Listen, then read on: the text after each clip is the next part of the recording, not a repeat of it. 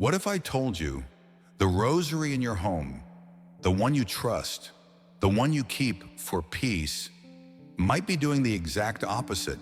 And I'm not saying the rosary is dark. I'm not saying Our Lady's Prayer is dangerous. I'm saying something Padre Pio, the stigmatic saint known for extraordinary spiritual discernment, understood better than most of us. A holy thing can be handled in an unholy way. And when that happens, it doesn't feel like a lifeline anymore. It feels like static. Tonight, I'm going to show you two common origins that quietly twist a rosary's purpose, and three warning signs your rosary has become spiritual interference instead of spiritual focus. The third sign is the most dangerous because it looks like the most devotion. Most Catholics never suspect it. And before this ends, I'll give you a calm, practical solution.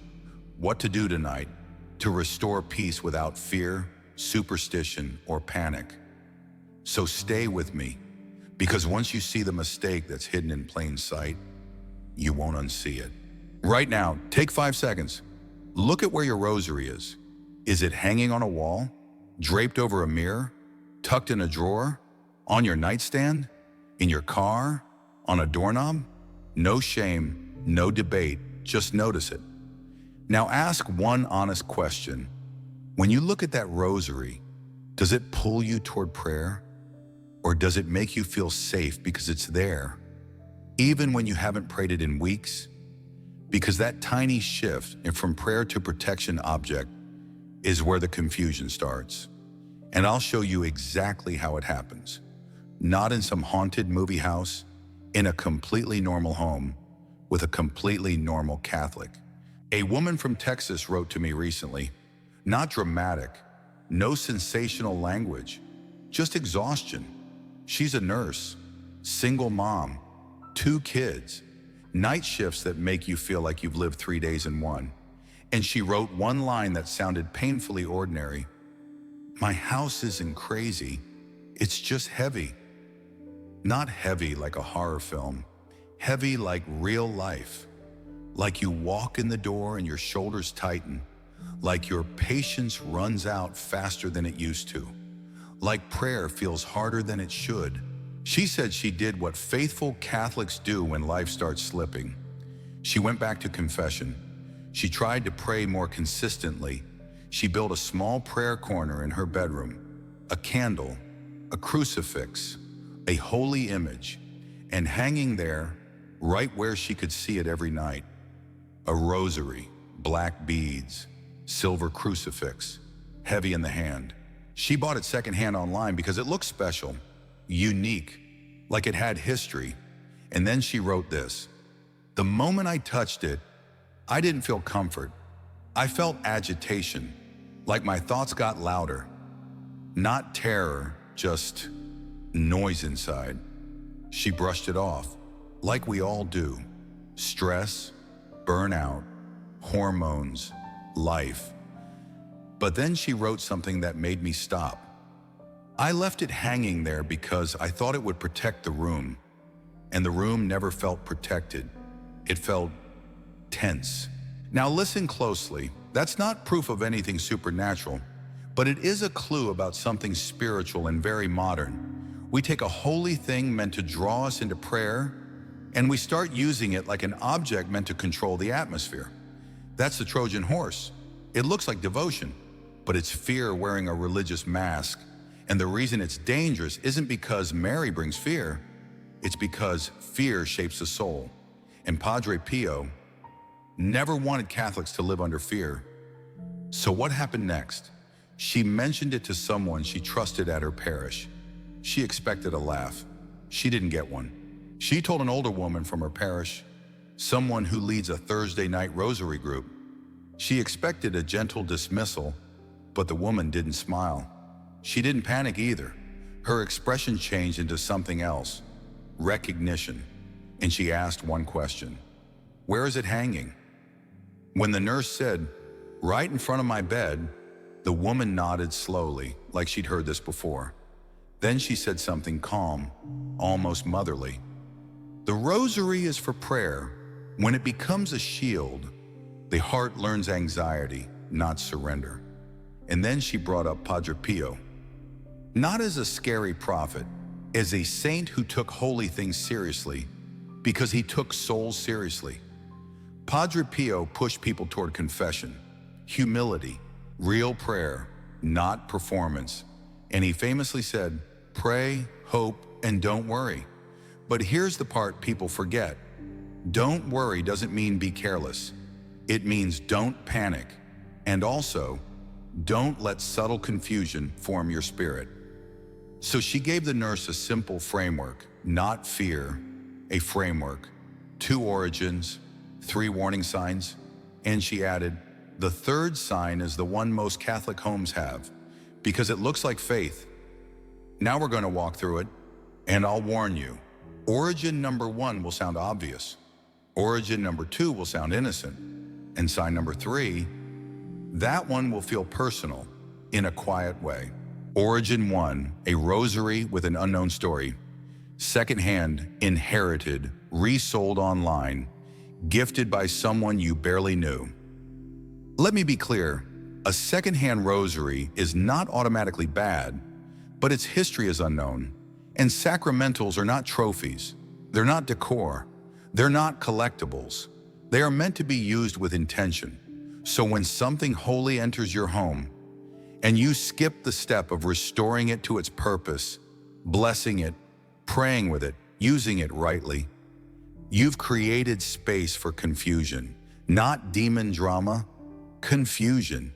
And confusion is enough to steal peace. Origin 2, the rosary turned into a shield.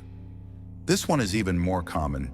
You hang a rosary for protection, you drape it over a mirror, you keep it above the door, you tuck it under a pillow, but you don't pray it, or you pray it like a bargain. Fix my life. Stop the tension. Make the bad feeling go away. And suddenly the rosary becomes a pressure point, a symbol of what you fear, not a path of prayer. This is where the static begins. Now, before I give you the first warning sign, I want to anchor this the way Padre Pio would. Calm, clear, prayerful. Padre Pio, pray with us for a moment. If this message is for your home or for someone you love, leave one quiet line below. Padre Pio, guide my discernment, not as a performance, just as a simple sign. I'm choosing peace over panic. And when people see prayers like yours, they realize they're not alone. All right, here's warning sign number 1. Warning sign 1, prayer becomes mechanical, like you're forcing. If there's normal distraction, phones, kids, stress, fatigue. That's not what I mean. I mean something more specific. You pick up that rosary and you start praying like you're trying to finish a task. Fast, tight, tense, not contemplation, not surrender, not love, just pressure. And then something subtle happens. You begin to avoid prayer altogether. Not because you hate prayer, but because your body has learned. Rosary equals stress. That's static. And Padre Pio would never tell you, push harder. He would tell you, slow down, return to sincerity, return to trust. Because the rosary isn't a test you pass, it's a relationship you enter. So here's a quick mini payoff you can use immediately. If the rosary makes you feel like you're sprinting, you're staying in the mind. If you pray slowly, you descend into the heart. That's where peace lives. Now, warning sign number 2 is more visible.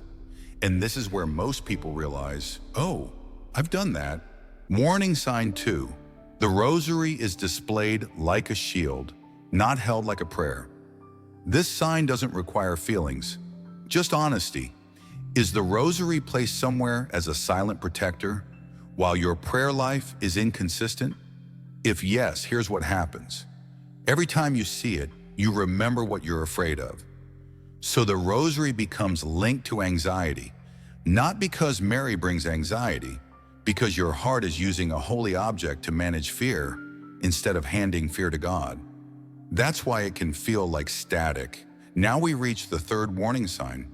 This is the one that looks the most devout, which is why it's the easiest to miss. Warning sign 3, it looks devout, but it keeps the heart stalled. This is the sign that doesn't scare you, it comforts you, and that's why it's dangerous.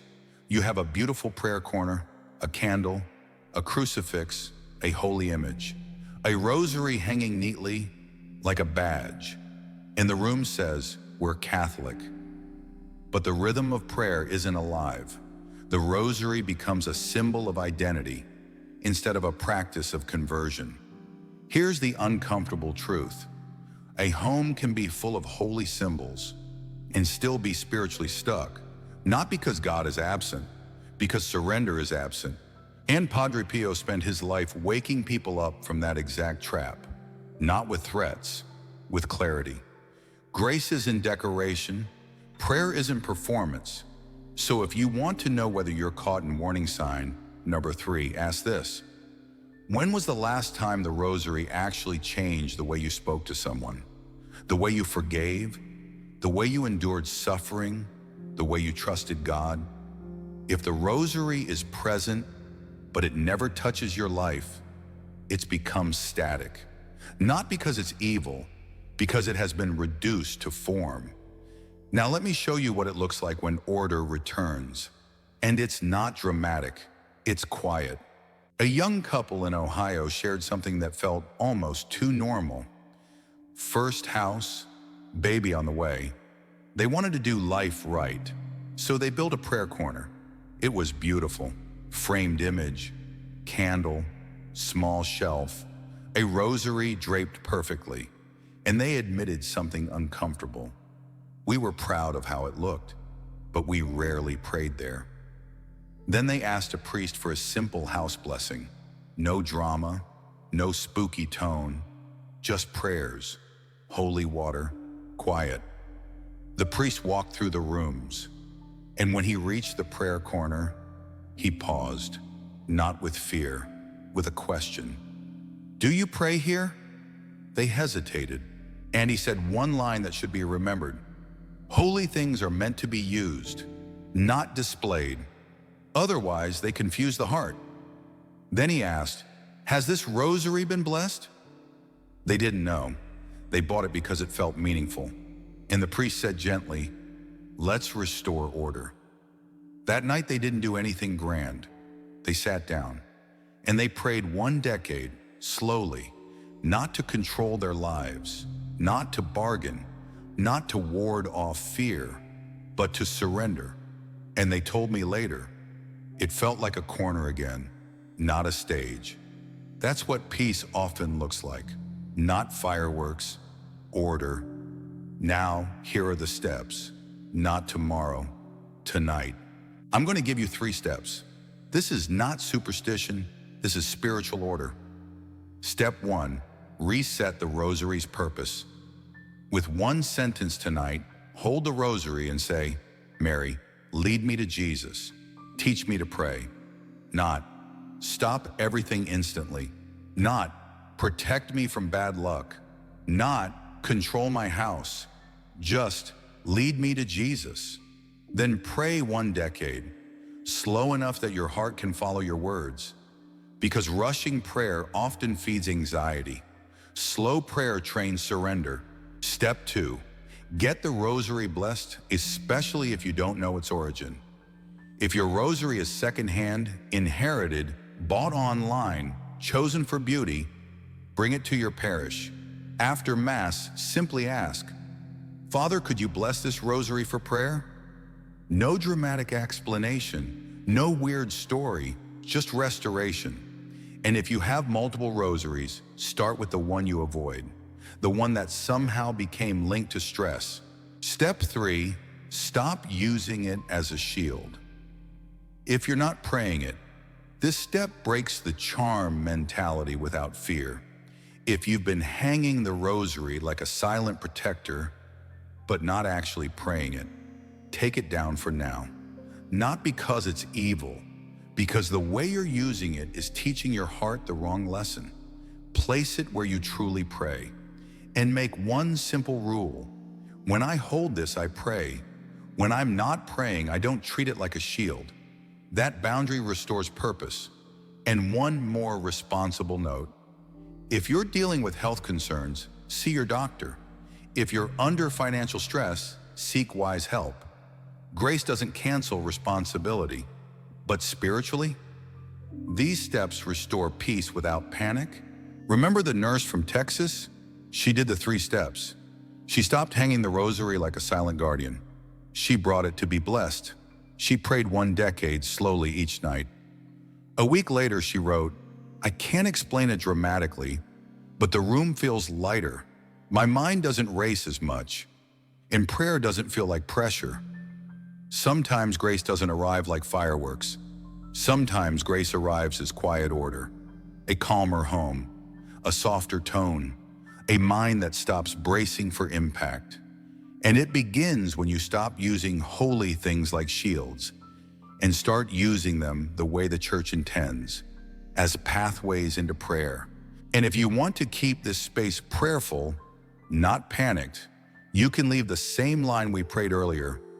Padre Pio, guide my discernment, not to prove anything, just to stay anchored. Because somebody reading comments tonight may be more exhausted than they can admit. And your quiet prayer might be the reason they stay long enough to find peace instead of fear. So remember this, the rosary is not decor, not luck, not a charm. It is a weapon of conversion, not because it controls the world, but because it changes the heart. And Padre Pio's wisdom remains steady. Pray, hope, and don't worry, not because life is easy, but because when prayer is sincere, peace is real. So tonight, don't fear the rosary. Pray it slowly, honestly, and let God restore order quietly, faithfully in your home.